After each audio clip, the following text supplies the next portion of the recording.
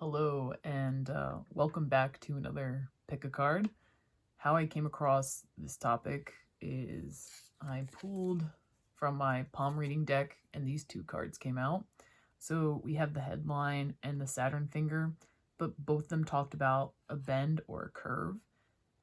So this is usually representative of, somebody that's a little hard on themselves, usually critical of themselves, or somebody that is kind of worried about like their security. So that's kind of how I got the topic for this reading today. The decks that I used were the Nocturna Oracle. This helped me clarify like the person or energy coming to each pile. Then we used, once again, we have the Obsidian Oracle, which I just love this one. And then lastly, for our affirmations, I use the affirmation deck by Dreamy Moons. So just to help pick a pile, I did add some crystals. We have clear quartz, tiger's eye, and amethyst. So this will be pile 1, pile 2, pile 3. I'm going to turn on some meditation music for about 20 to 30 seconds, and then we will jump right into it.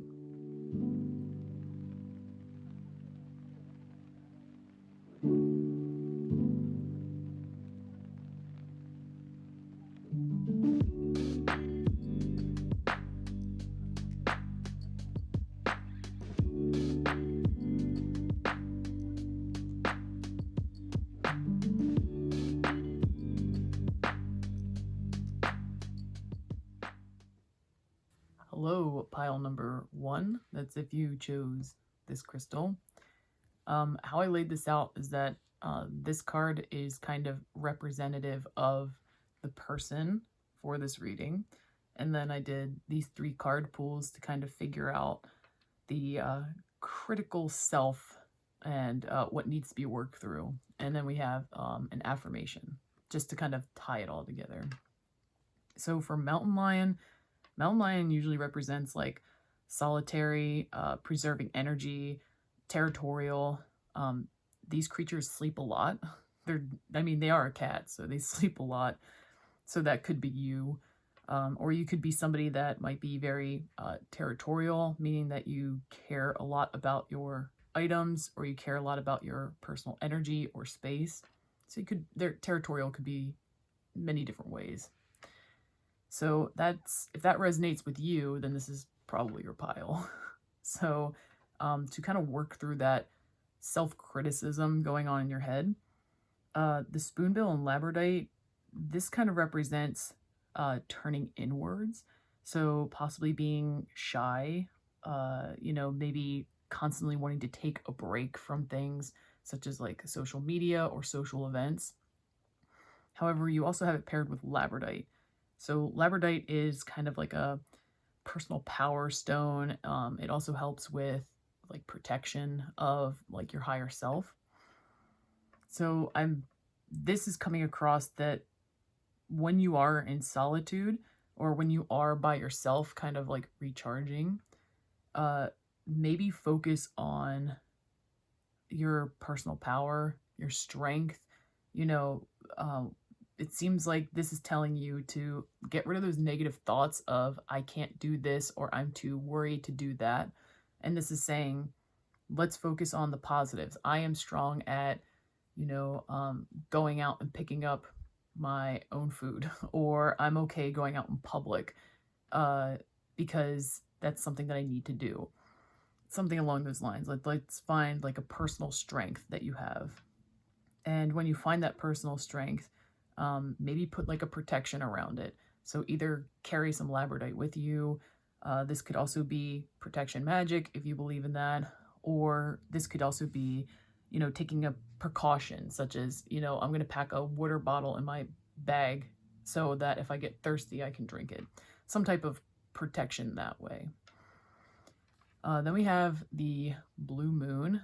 Blue moon is like a rare moon. It only comes around every once in a while. This also indicates communication.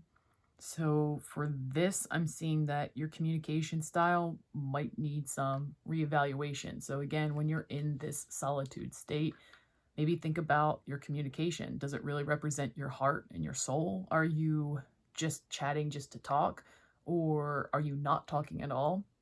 So this is telling you your communication style might need to change, but connect it to your heart and soul, and you will end up being more authentic. You'll be more of your true self, and it will definitely, get rid of those like negative thoughts that you have around communication or lack of communication. Then we have the blue tit and tourmaline. So this is pretty positive, happy, joyful energy. So this tells me that the best way to get to experience this joy and happiness is to actually get out into the world. That's like go for a hike, go to a shopping center, or hang out with some friends, go to a cafe. But by getting out, you're going to experience that happiness and joy. And this is especially true once you work on, your personal strength, protection, and even your communication style connected to your heart and soul. So I think that's, especially as like the affirmation here, we have I am in perfect balance. And this is just reminding you that being in solitude and then being out in public, finding that nice balance that is going to help your critical self either not be as chatty or help your critical self move in a positive direction. So I hope that resonated with you. If it did, let me know. I would love to hear that. And I hope to see you in the next one. Thanks. Bye. Hello, pile number 2. That's if you chose this crystal. How I laid this out was that I chose this card to kind of represent the person for this reading. Then 3 cards to kind of clarify what some of those critical thoughts need to be worked through, or your critical self needs to work through. And then a affirmation to kind of just tie it all together. So the shark is representative of somebody who is confident, kind of has like a commanding presence in their lives, pretty much fearless, always moving forward, not really looking back. However, the shark could also represent somebody who possibly bites off more than they can chew. So if that resonates with you, this is most likely your pile. So the self-critical things that need to be worked through is that we have Hawk and Fluoride. This is actually a pretty good card.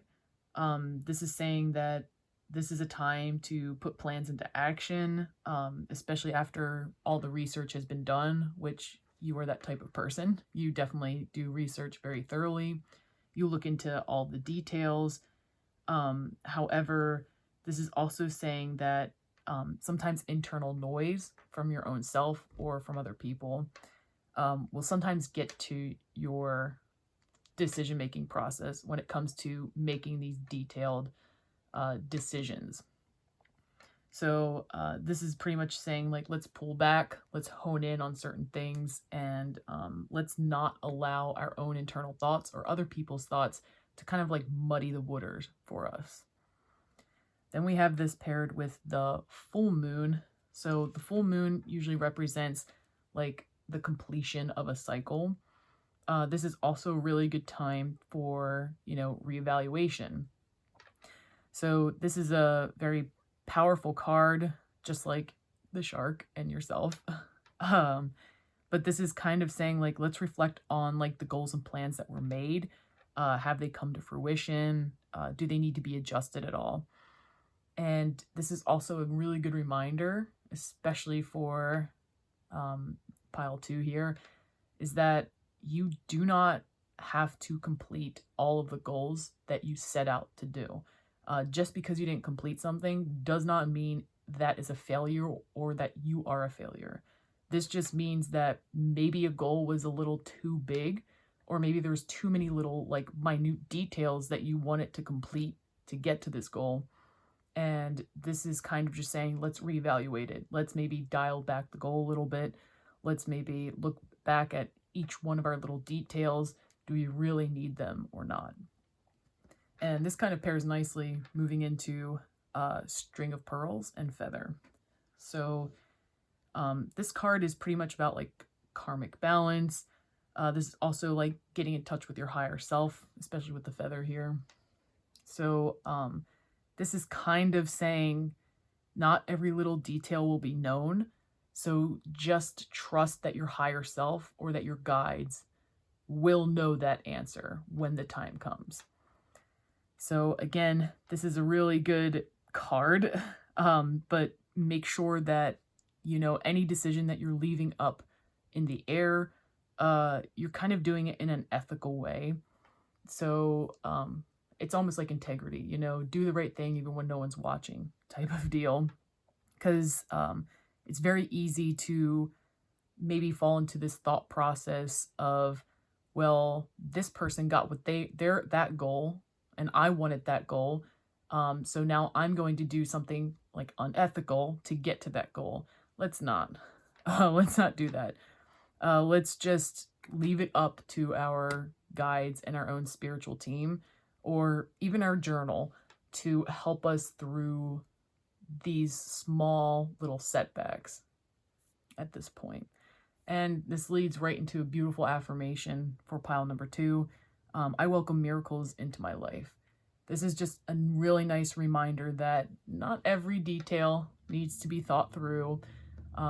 This also says that it's okay, even though you're a very confident, ambitious, determined person, not everything has to be planned out. Let's welcome some miracles into our lives.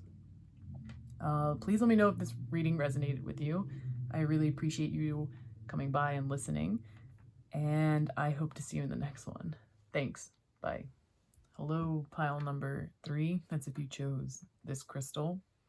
How I set this up was I chose one card to kind of represent the person for this pile.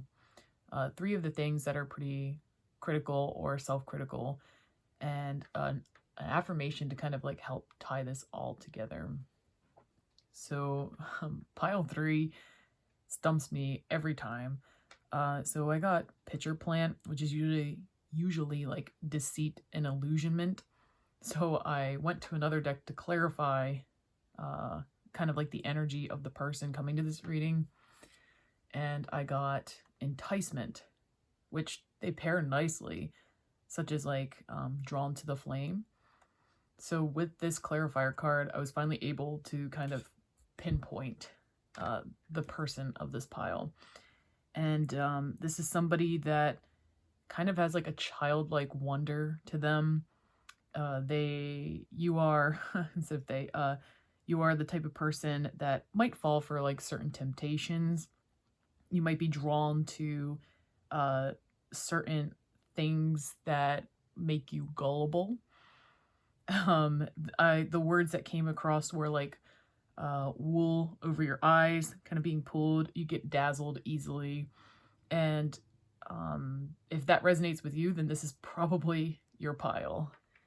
So the first card that we have for like some of those internal critical thoughts or dialogue, we have the Hummingbird and Fog. So this is a card that also represents childlike clarity and understanding. This just tells me that at a young age, you were somebody who had to like grow up quick, or you weren't allowed to like live in that childlike wonder that you're currently living in. So a lot of those like beautiful illusions in life were immediately like cut out. This also, like, the reality of life became like a disappointment to you. And this is kind of like a repeating pattern in your head, constantly wondering, do I have to grow up now? Can I still go back to this childlike wonder? And this card is just reminding you that we need to sometimes move back before we can move forward.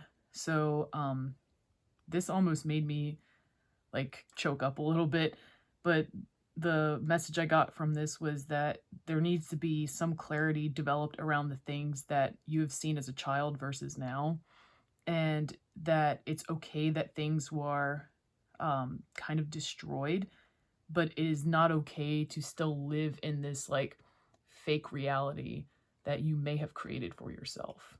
It's telling you that, you know, you have to find that balance. So next we have the Unicorn Floaty and Macaroons, which this is such a playful card. It's a joyful card. This is kind of also, I feel like this is also referencing the childlike, naive past, but you are probably trying to rewrite your past to be more like this fun thing. However, this is still reminding us that we need to find a balance between like our cold hard reality and our naive reality. It's not bad to fall for illusions, and it's not bad to be dazzled by certain things in life. That actually keeps us happy, you know, and that's what this card is about, happiness and joy. But let's not disregard what has happened in the past, because that also makes up who you are. And then we have this with Frog and Amethyst. So it's interesting because this is an amethyst crystal, and you also got an amethyst on this card. So this automatically tells me when you are ready to take this journey of balancing that childlike energy and that also like stable structure in your life, or even maybe a harsh reality, when you're willing to start balancing those things, this amethyst is saying that you are protected.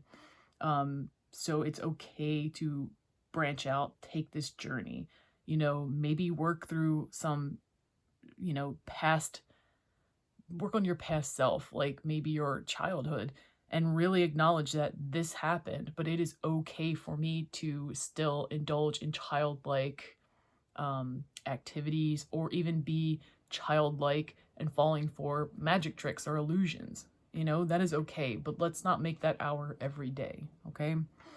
And I really love how this is paired with the affirmation, with clarity of mind, I feel abundance and worthiness coming through. And this is beautiful. This is pretty much saying when you get clear on something, you will finally stop being drawn to false flames. You'll stop being drawn to like these illusions that can be potentially hurtful. This is pretty much saying once you get that clarity of mind, you're going to allow so much more coming in that's going to benefit you.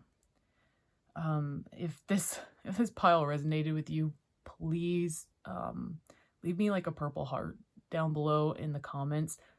I feel like pile 3 always seems to get to me emotionally, and I always have to find like clarifiers. So I definitely want to hear from you if it resonated. And thank you so much for coming back to this reading or joining me. And I hope to see you in the next one. Thanks. Bye.